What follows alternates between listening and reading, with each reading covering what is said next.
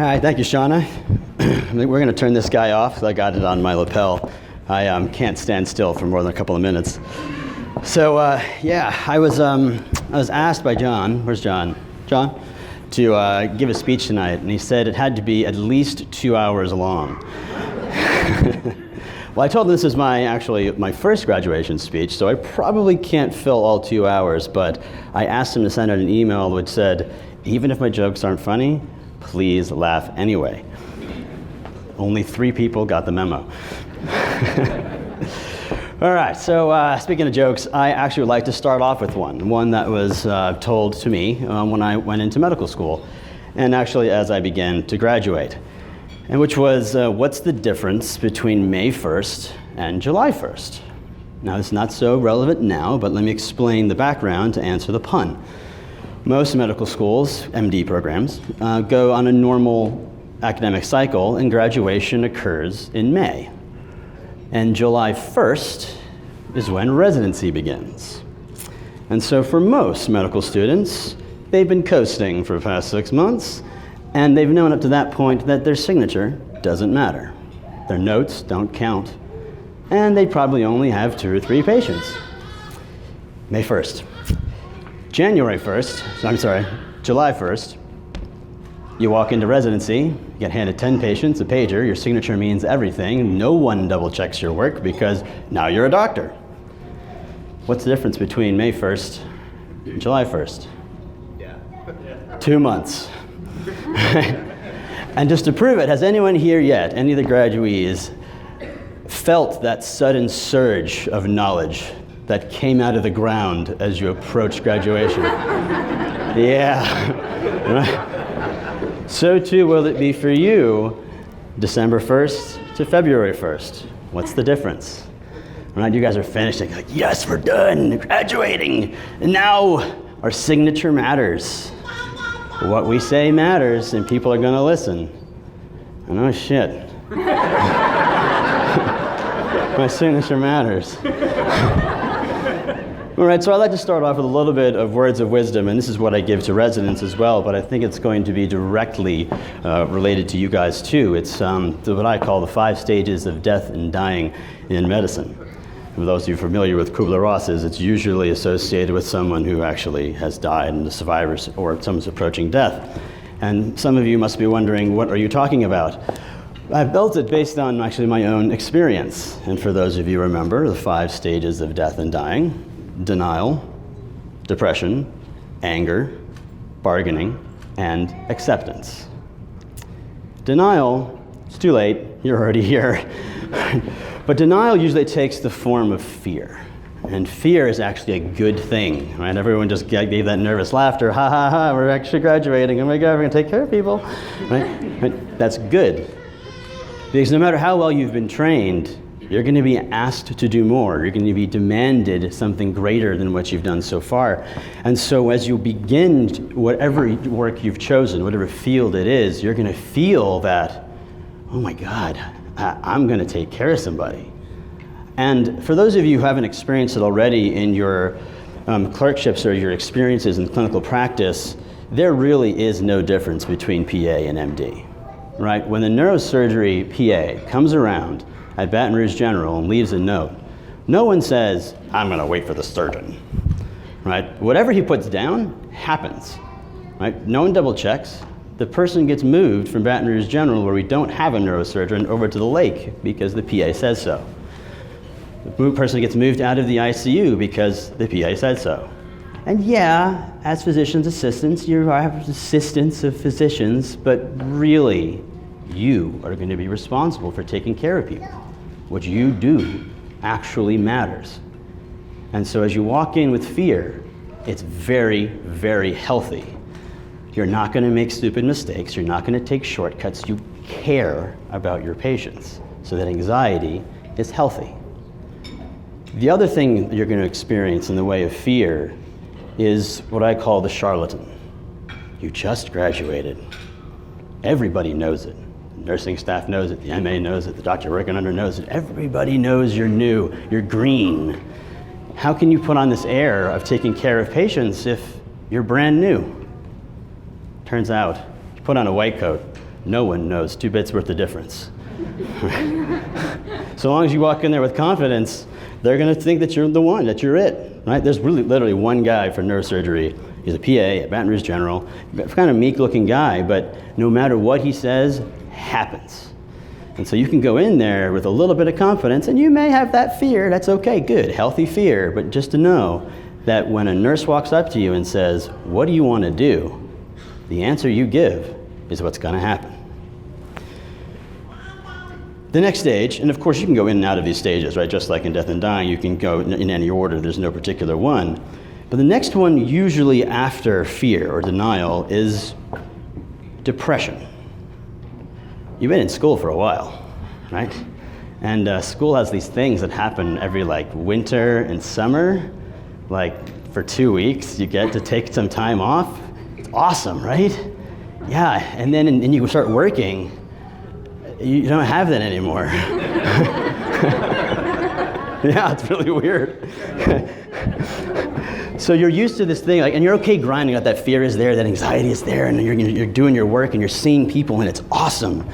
But then after the 6th month of just grinding, where is my break?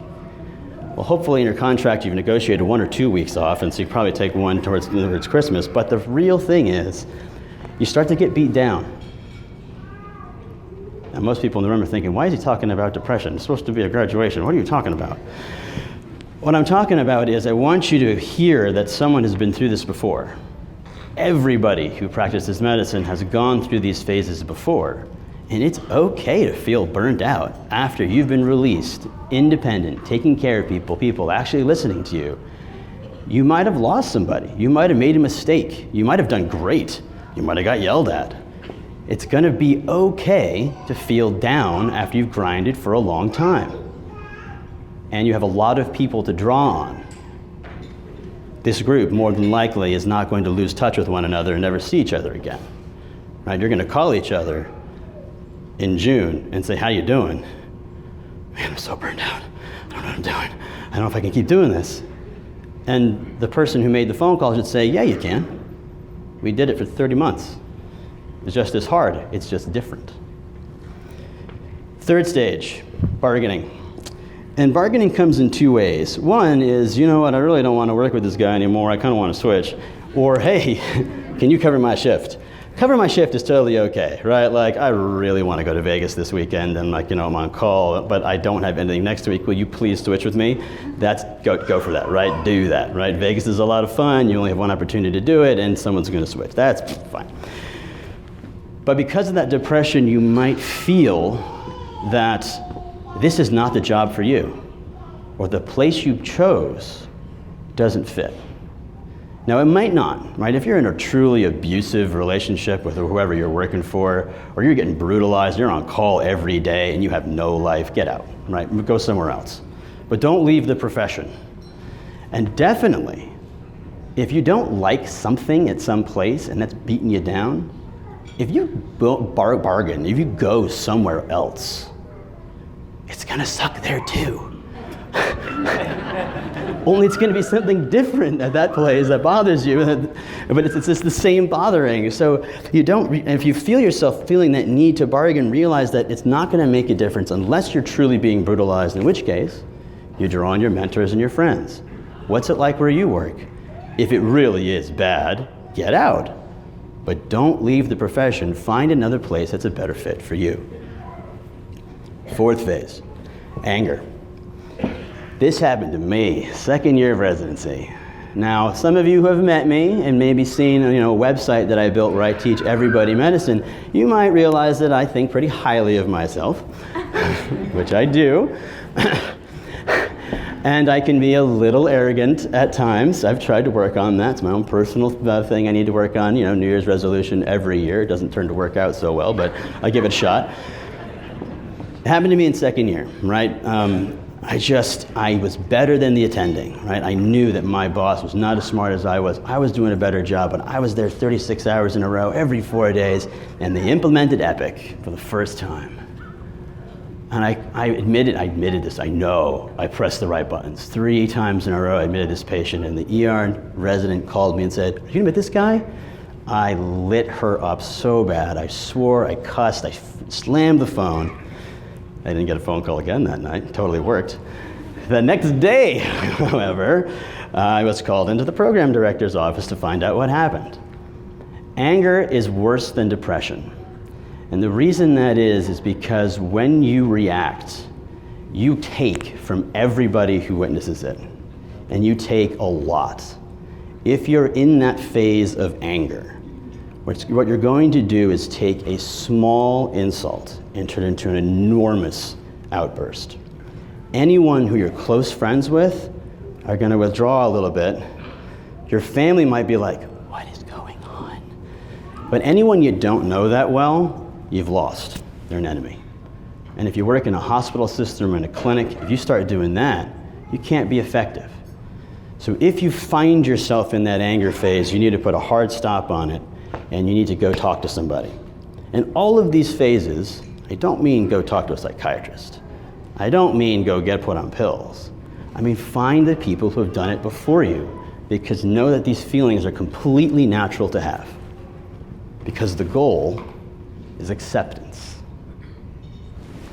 They don't serve vegetarian options on Tuesday, and I'm a vegetarian in the cafeteria. It's Tuesday, I bring my own lunch. That nurse on 5B, she never does what I tell her to do, so I'm just gonna bring the EKG machine and do it myself, no big deal. And you'll know when you're in acceptance. Stuff rolls off your shoulders, you gotta work an extra week in a row, and you're like, it's kind of annoying, but I'll do it because I care about my patients. Nothing bothers you. You know what's in your box, you know what you can impact, you know what you can influence, you know what you can't. And if you can't influence it, you work around it. That's where you want to be. 5 stages of death and dying, I want everyone in this room to expect to go through all 5. Now, if you get into acceptance right away and you ride that wave, awesome. Please write a book on how you did that, because that is the way everyone should be. But here's the thing. It's really tough when you do medicine, right? You want to get to acceptance. And in the beginning, it's not that hard to realize why you do what you do. Conrad Fisher, actually one of my inspirations, also a bald white guy who teaches, used to work for Kaplan, he wrote a book called Routine Miracles. And this is the thing I think most people in healthcare forget. When someone who works at a bank has a bad day, they got yelled at by somebody. They miscounted a 20. What happens? Nothing. Right? When someone has a great day at the office, that Excel spreadsheet looked so good. Oh, that PowerPoint, yeah, the way it just like flashed on the screen right at the right moment, the little animation, it spun, yeah, I did it. I've got a very good friend of mine. He was my resident when I was a medical student, and he was my cardiology fellow when I was a resident, and now he is an interventional cardiologist in LA at a private group. I just saw him 2 weeks ago. And he said, he told a story about this guy, very well-to-do, Persian guy, came to the States, immigrated. He built a company, or 5, worth hundreds of millions of dollars. And that guy was sitting in the bed, post-cath, stent was placed. And it finally hit him. Dr. Yelvac, I could have died today. You know, and then Arda was like, yeah, okay, let me check your cath site. He's like, no, you saved my life. I know, I have other patients to see, I gotta go. Congratulations, I'll see you later. To Arda, putting in a stent, saving someone's life is routine. It's boring, it's annoying, he has to do it. You're gonna be in that position. You are going to influence people's lives every day. The thing that I do every day is make a diagnosis and probably save someone's life by giving them the right medication. It's starting an antibiotic.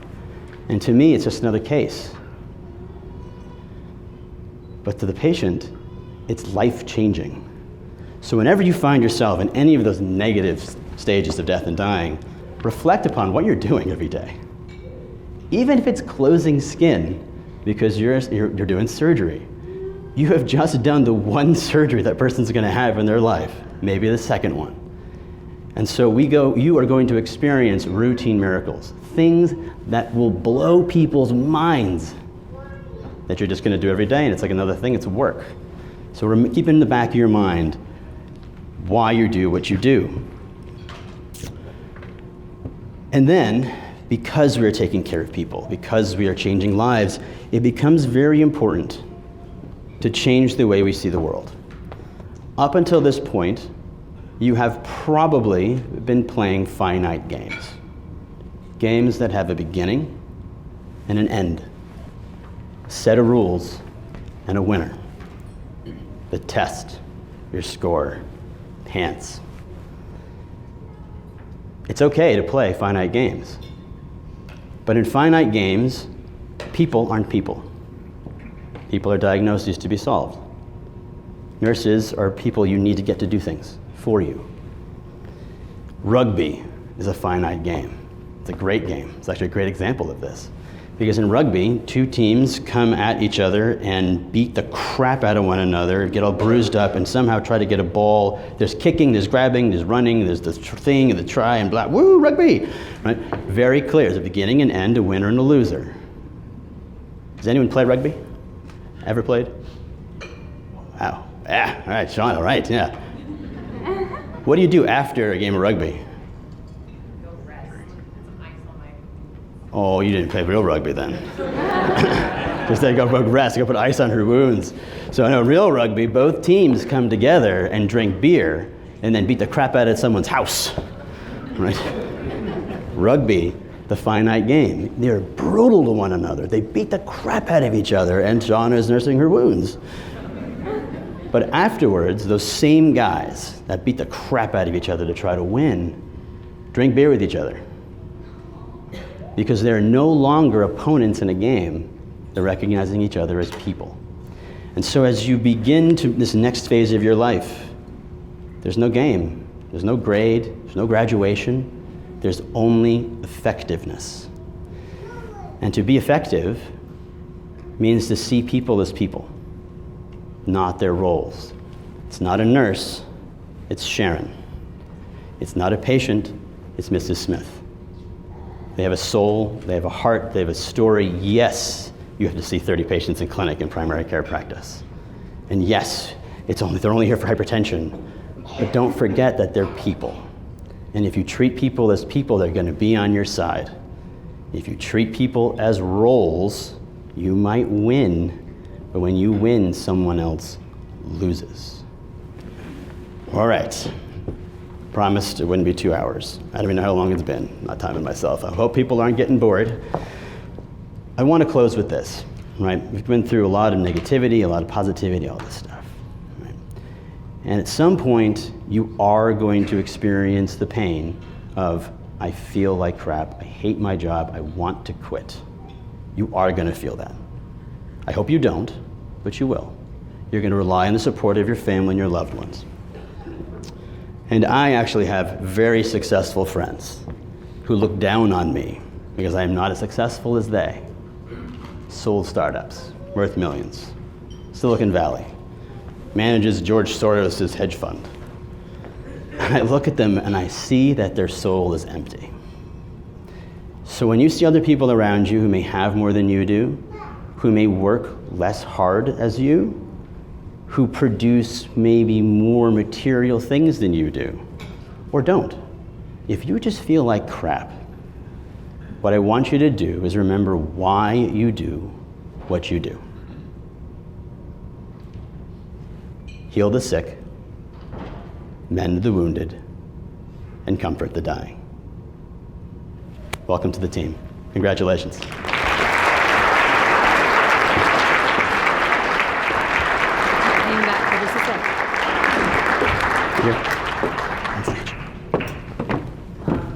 We all enjoyed hearing that. Thank you so much. On behalf of the class of 2016 and CPA class, I would like to formally thank you for coming and making this night so special for all of us and sharing words of wisdom that we all appreciate hearing.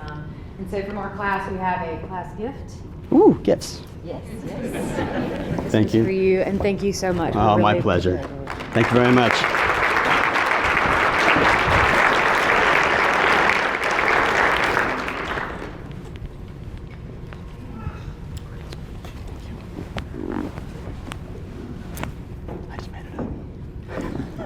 Good.